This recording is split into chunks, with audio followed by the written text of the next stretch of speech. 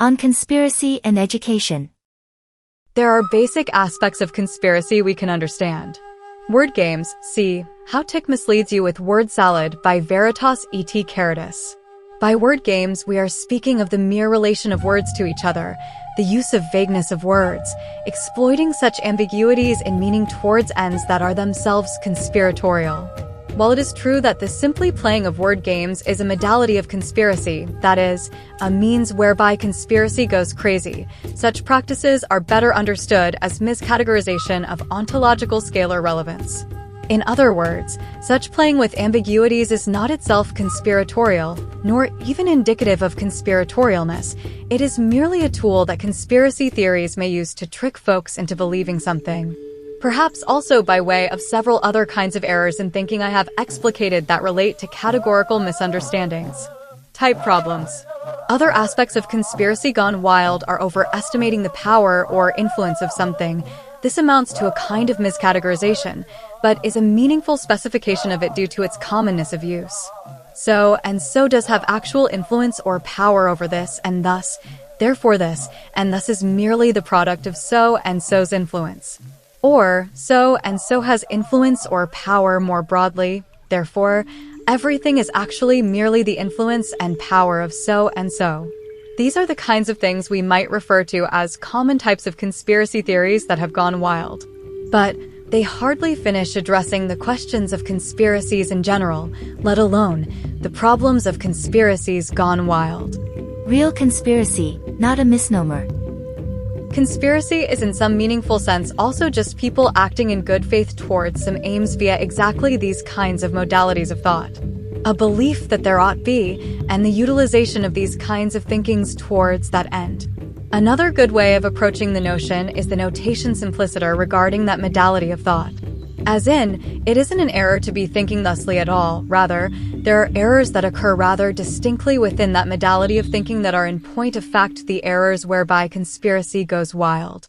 This in no small part because symbology as a modality of thinking is likely endemic and not necessarily a bad either. See a wide variety of discussions regarding how the species actually thinks, which posits a more or less naive view that howsoever it is that the species thinks is, well, correct enough. More naively still, and hence more aptly and accurately, it is what actually goes on in the brains of people, and hence, that ontologically is real. Thinking logically rigorously isn't correct in the sense of being the true compared to all other modalities of thinking, perhaps at any rate. More reasonably put, thinking logically, even if it were instrumentally useful, doesn't thereby negate the ontological validity of the way people actually think. More dryly put, logicity is but one means of thought that is a derivative of a broader modality of thinking. Logicity, in other words, stems from the more naive modality of thinking that we are here noting, somewhat inaccurately for what it's worth, as conspiratorial kinds of thinking. This latter sort of thinking, the conspiratorial kind of thinking, utilizes the generalized thought as that within which its thinking is occurring. The generalized concept of color, as a distinct thing from the reality itself, that is the conspiratorial playground. Cautionary note. Clearly, I mean, to anyone educated at all, clearly, there is something to the abstraction notion of color, and indeed, a huge variety of other in abstraction notions. These modes of thought have proven themselves time and time again as being of particular worth to the species. Hence, while I am saying something like, in abstraction is the modality of conspiratorial thinking, folks ought not construe that as itself being a statement about all of abstracted thought. Such would be to make conspiracy gone wild as previously alluded to winky face. Here it is quite useful for folks to understand the realm that is being discussed as one that is very, mental, heady. It is one that explores the ontological connectivity, if any, between abstracted entities. Such is almost inherently conspiratorial, as it entails the following. 1. A non-intuitive initiate. There are actual factual rites of passage folks ought go through, and perhaps need to go through, before they can really even grasp at the notions being taught. These aren't necessarily super mysterious, though, sometimes they are, to wit, schooling in the classic, non-modern sense of that term. where university was explicitly not a jobs factory, with its formal exclusivities and actual ritualistic aspects more fully attached, such as hazing, frats and sororities, strange garbs, ritual shows of devotion, acceptance and ascendance, etc. 2. Special knowledge. Meaning knowledge that folks clearly don't have without going through these kinds of practices. Among them, I would note on a more basic level, the capacity of stamina to bother to take the time to read, think, or write through something in a longer form. Though in a non-trivial sense, the kinds of knowledge that is taught is itself also quite mystical and special, not something that one simply comes across on their own without effort at any rate. 3. Secret aims. We can also understand the secret aims, though, as towards a wide variety of pretty abstracted considerations, such as 3a. Truth, for relevant instance. The notion itself is not fact. This cannot be stated enough. Truth is a concept folks are chasing after within the abstracted ontology. Here we might better understand that as a proper ordering of the ontologies.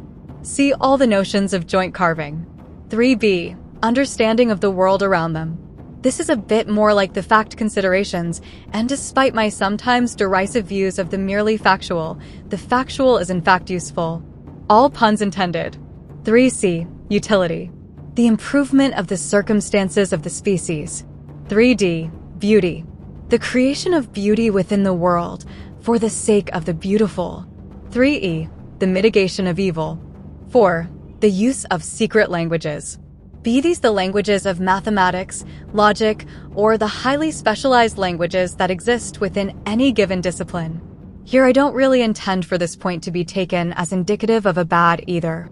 Secret societies and conspiratorial actions are frightfully common in the current and throughout history.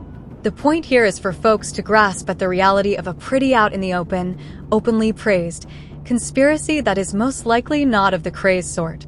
Indeed, most likely it is exactly the definition of not crazy to which folks usually refer to at any rate. Granting that there can be some argument to that point, but then, the argument would almost certainly be utilizing the methods this particular conspiracy is utilizing. So, still, to give brief attention to the point, it can be argued that such thinking itself is something of the problem, that there was some deep before time whereby the species wasn't troubled with such things. Again, I just want to point it out here though, not arguing for or against it ATM. The other reason I am pointing out this particular conspiracy is that it is perhaps central to the current problems with conspiracy gone wild. It is a major source, in other words, for folks' more crazed conspiracies. I would strongly suggest this is because folks who have gone through the educational process themselves, or have partaken of some of its products, nonetheless lack some of the basic tools traditionally used to understand what it is that we are even doing, lack the basic tools to navigate the abstracted waters, and lack the tools necessary to defend themselves from some of the dangers inherent in navigating those waters. Many of the classic ritualistic practices for sure, as in the senses of comradeship and surrealness that may actually be pertinent for proper preparation. But also we are speaking of less obtuse aspects, plausibly lacking in proper direction, as in a devotion towards the aforementioned conspiratorial aims, and a lacking in the proper tools for doing so, specifically such things as logic, reason, and philosophy in particular. There is within the conspiracy a revolt without purpose that seeks towards the destruction of these kinds of things. Logic and philosophy in particular are understood as bads to be avoided, as too oft are the practices and teaching of feminism and social justice-centered subjects more broadly. Though each of these are being treated thusly for differing reasons, and here I want to focus more on the former than the latter, perhaps in part by way of suggestion that the latter would do well to take the time to learn some of the former. The classics are ill thought of, the old practices are merely archaic, not laden with wisdoms. My suggestion here is that lacking these kinds of things, folks are far more vulnerable to the dangers of the abstracted ontologies, more prone towards gross categorical errors in thinking, misunderstanding ontologies of such things as the real and the fantastical, and towards not even aiming in the correct direction, as if they were merely adrift with no purpose, no aim, no rudder, alone or in groups huddled together for a bit of warmth.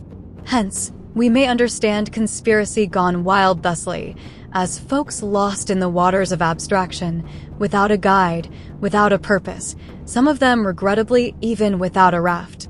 These things that we might take to be mere allegories have more to them than merely an allegorical nature. For we are not speaking of the ontology of the factual, we are speaking of the ontologies of mind, of the abstracted. How such obtuse things as colors may interact with each other. We are also holding that those aspects have a more realness to them than not, far more so than folks naively think. Conspiracy in the sense is the capacity to move within the waters of abstraction at all. It requires symbolic movement, symbolic thinking. It requires an almost crazy first step, a wild leap of faith to begin with, namely, that there is such a thing as the abstracted entity at all. That the colors interact in abstraction, not merely in the factualness of the objects that express them. Which, to be clear, is a pretty fucking wild and crazy notion to begin with, but it is one that has been proven to have validity to it. Here I mean more in the sense of the abstractions themselves having of themselves a something of interaction than any particular claim of the colors as such, despite my using of them as an example. The internet as an ocean. As I said, there is a something more real to the allegory of the waters than mere allegory. The internets largely display this point to us. In this way, it is extremely useful for folks to understand the internets as a tool of navigation of the ontologically abstracted waters. The internet is quite literally built with abstracted notions as their central features. Boolean logic, for instance, which holds that there is this abstracted group A and this abstracted group B, etc. Concepts like race, class, gender, sexuality, sex, money, color, math, nation, and so on and so forth are all abstracted entities. To navigate the internet is to navigate these concepts, at least in part. Here folks can get a sense of the issues and the potential. There are in point of fact relationships between these abstracted entities. Some of them are quite obvious, some of them quite well known. Understanding those actual relationships between the abstracted entities provides folks with the capacities to meaningfully interact with the reality in ways that would otherwise be unavailable to them. In no small sense, much of science and math functionally operate in this fashion, and indeed, much of philosophy and feminism also function in this way. The number of examples of this are indeed quite massive. Insofar as these disciplines have provided the species with methodologies of interactions within the reality, then so far has the point been proven. However, there are also plenty of ways that folks can make false connections or even bad connections between abstracted entities. The internet clearly shows this to be the case. One can quite literally tag something as if it were relevant to this and that abstracted entity, the connectivity of which having little or nothing to do with anything at all. Such is indicative of the somewhat amorphous structure of abstracted thought, hence again, the something more than analogy of thought as an ocean. More importantly, folks can express their own poor connections online, as in, they may hold to a view that thus and such and express it online. Such a view may be predicated upon little more than a feeling, or something far more well thought out, like an ideology. Regardless, the point here at any rate is that there isn't any particular reason to suppose that any given set of connections between abstracted entities is valid, good, pertinent, or useful. In this sense, the internet is proof of the reality of abstracted entities. It is, and ought be understood as, an incomplete and distorted mapping of the current naive connections between abstract entities. It is incomplete because, among other things, 1. Not everyone is represented online. There are still billions of people who are not online. 2. Not all connections between abstracted entities are expressed online. That is, not everyone expresses all their various opinions and views online. 3. Some connections between abstracted entities are not currently expressible in an online format, or at any rate, not easily expressible. 4. Not all permutations of connections have even yet been expressed. It is distorted because, among other things, 1. The expressions of the connections are distorted via abstracted entities that have outsized roles. By this I mean that the connections are unduly reflective of certain abstracted concepts whereby that undueness of representation is relative to the reality of such things as 1a. How the human brain actually thinks. 1b. How the abstracted reality actually functionally operates. 1c. how either the human brain or the abstracted reality ought to be or operate. Here the claim is bluntly that a part of the connectivity of abstracted entities is exactly that of ethics. Ethics, in other words, has an existential import to abstract connectivity. Note that these claims are not necessarily obvious and would require a fair amount of argumentation of them in order to justify the claims. They run up against a kind of view that holds that whatsoever so happens to be put up is actually reflective one-to-one with the abstracted entities. I don't think such a view is defensible tbh. Moreover, I think it is obviously flawed, but I do acknowledge that the claims I am making are not uncontested. 2. Access to the internet's both at all and by proportion is not well distributed to manage to capture such things. By at all, I mean that there are lots of people who literally have no or very little access to the internet at all. By proportion, I mean that even if someone has access to it, not everyone is utilizing it in even a remotely proportional way. 3. Widely divergent and idiosyncratic algorithmic distributions. While there is likely much that could be said about this point, here the main thrust of the concerns amounts to the distorting effects that any algorithm may have upon people in a functional manner. In other words, we might hold that the idiosyncratic algorithms may, possibly, be representations of relevant kinds of structures in abstraction. What we cannot hold well to is that the iterative functional effects thereby are also relevantly kinds of structures. This amounts to noting that that which happens in a lab experiment is not necessarily reflective of the reality. This because the idiosyncratic algorithms, much as with any other lab experiment, isolates certain abstracted variables. To set an algorithm to favor an abstract like anger, for instance, entails not how anger is expressed in the wilds of abstraction, but rather how it expresses in isolation, which may or may not be useful to know, but importantly folks have got to understand that such wouldn't necessarily be indicative of how anger would functionally operate sans such artificial laboratory conditions. It is also understandable as a problem of dirtying the waters. Such idiosyncratic algorithmic structures may, possibly, be relevant sorts of abstracted entities on their primary iteration of use. However, as they interface with the real world, they come to distort the reality upon which the connections between abstracted entities is predicating itself. This is most glaringly understandable via the obvious lies that folks come to believe, and because they believe them, they also begin to push them. There isn't anything there, though, and it wouldn't have been thus except for the idiosyncratic algorithm pushing it to be that way. Flat earthers are by far the best example of this for a wide variety of reasons. Flat earther ideology is on its own actually the default position of the species' understanding. The species actually experiences the world as flat. But that experience is clearly wrong, something that is only understandable via abstraction of thought, at least from within the naive position the species begins with. But, and this is critical to get, it is a pretty easy thing to come to understand. Learning that the world is round is normal and always has been. Maybe not ubiquitously so, but most societies throughout most of human history do in point of fact come to understand and generally teach this as a fact. However, when an algorithm idiosyncratically favors flat eartherism, it feeds back on itself, dirtying the waters around it. This is perhaps a useful point of understanding as a thing that folks can do with the tool of the internet, but folks ought not mistake that as being indicative of how the brain structures or the abstraction structures actually are. Be that understood as in the wilds or understood as a matter of fact about them. If that is still unclear, consider. An animal trapped in a zoo will behave differently, and that differentliness of behavior is indicative of the animal's behavior in lab-like conditions, under artificial sorts of conditions. It is a thing one can do to an animal to elicit certain responses. But none of that is applicable to the animal in the real world. The real-world animals, in their natural habitats, without the undue influences of folks, without the outside influences of thus and such, is remarkably different. Such can be instrumentally useful for understanding. For certain factual analysis, isolating a variable does have some usefulness to it. But, such ought not be mistaken as indicative of the reality sans those influences. But for all that, the internet is an actual mapping. A map of some sorts that the species hasn't really had before.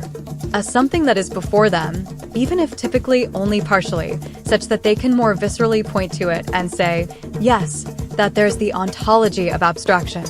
Much, very much as earlier maps of lands, space, the earth, and so forth were filled in inaccuracies, approximations, guesswork, and so forth, so too is the internet's as an early mapping filled with such things.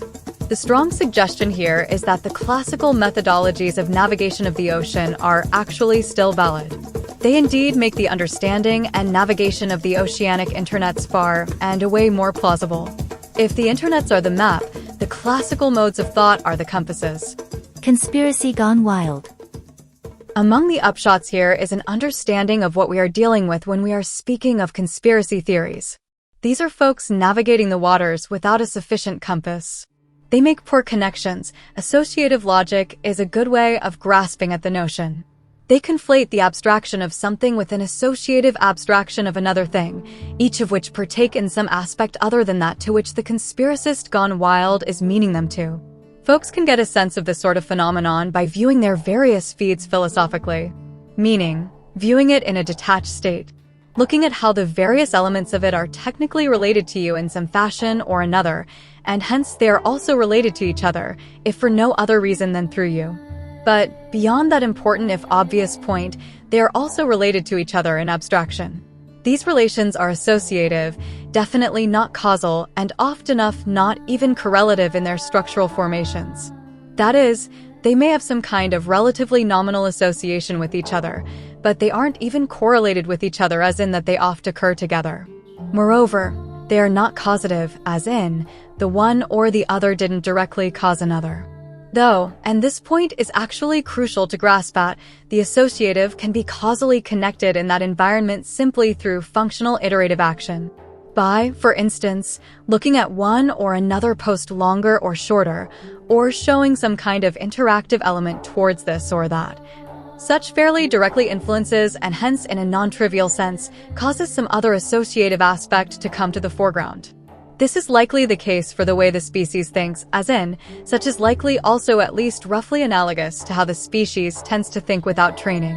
When folks speak of, for instance, living in the moment, experiencing the flow, just being there, and so forth, this is actually likely to what they are referring themselves to. Such is plausibly indicative of emotive states of being too. That is, emotional states of existence are, pathways in the flow of things. Common associative paths that folks take, which take on certain characteristics of actions. One can get a good sense of how that is by way of interaction with their various social media feeds, by playing with it, and also thereby get some kind of sense as to how that can lead to conspiracy gone wild. But critically here, we are describing this in terms that are themselves explanatory of many, perhaps most, maybe all, of the more common and various attempts at descriptions thereof. We are, that is, joint carving while here. We are noting that which the conspiracists are utilizing, and also why it is incorrect, bad, not a great sort of thing to do, without dragging into it a lot of other things that are themselves associated with it, but which are not of themselves also bads, such as emotions. Emotions are not bad. Being there, living in the moment, etc. These are not bad sorts of things. The problems here would be when that is taken as if it were something more than thus. When those kinds of associative aspects are mistaken as being of an ontological import to which they do not belong. Often of this is a matter of scalar misplacement. As in, mistaking one's own feelings as if they were indicative of something beyond oneself. One can get a sense of this again via social media, whereby each person has some more or less individualized experience, and how mistaken someone would be for assuming that anyone else also had that same experience. Such would be taking the flow state of the individual and mistaking it for a far larger scalar abstraction, namely as if it were applicable to people in general. But each abstracted aspect of the individual's social media feed is in fact also a part of other people's social media feeds. Hence, folks can get a sense of how this is at least in part a mistaking of scalar values. Yes, the abstracted elements are in everyone's individual social media feeds. The concept of something abstractly understood is manifested within each individual's social media feed. Taken in total, however, the individual's social media feed is itself of a different scalar sort than the far broader abstractions to which it is composed of. To use some lingo in the current, it is larger on the inside than it is on the outside. such as the fractal structure we are dealing with. Some of these errors in thinking are occurring somewhat early in the iterative process. So a conspiracist may be expressing opinions that are predicated upon some early iteration of thought that took a misstep.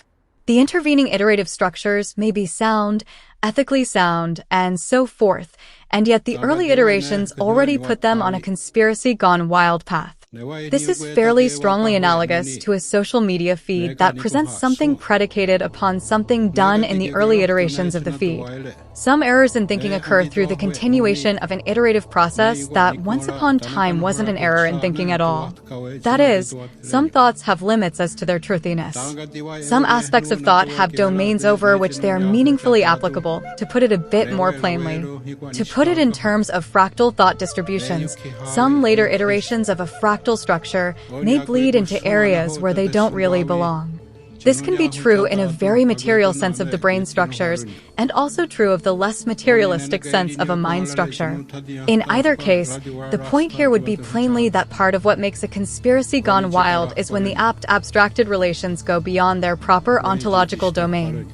It is unclear what is meant by domain as distinct from ontology. What I mean is transgression into some other existing ontological structures.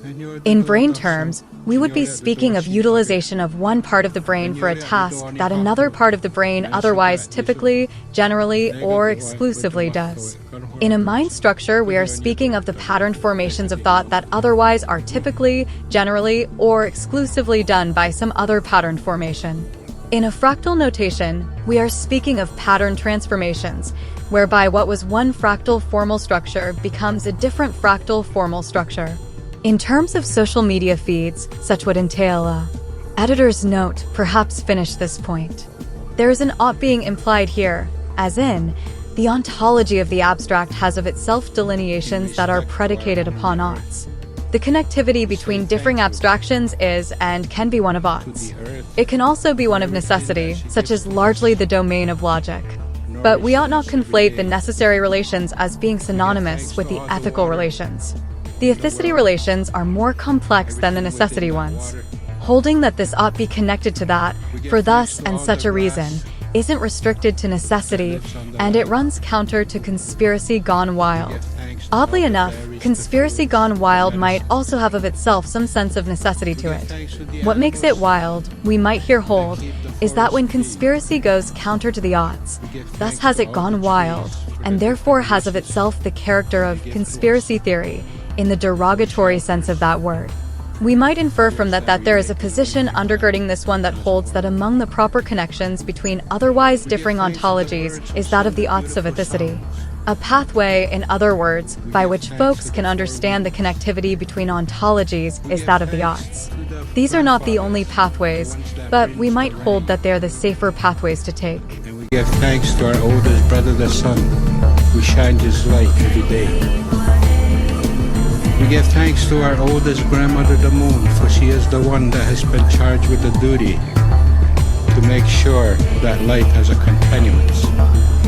She is the one that watches over all the movements of the water and also the water within us. We give thanks to the stars, her helper, and we give a special thanksgiving to the four sacred beings that watch over the human family. Sometimes we notice them when we are traveling in dangerous places. They are the ones that come to our minds and say, go around, don't go any further. So that's what we're there for, to protect us, steer us away from danger. And so that's what we do. We start right from the earth and we climb a ladder right to the special place beyond the heavens where there's a special spirit that lives there. The spirit that made it possible for us to be here and everything that we have mentioned. And so with the collectedness of our minds and hearts, we send a special thanksgiving and greeting to the Great Spirit of us all.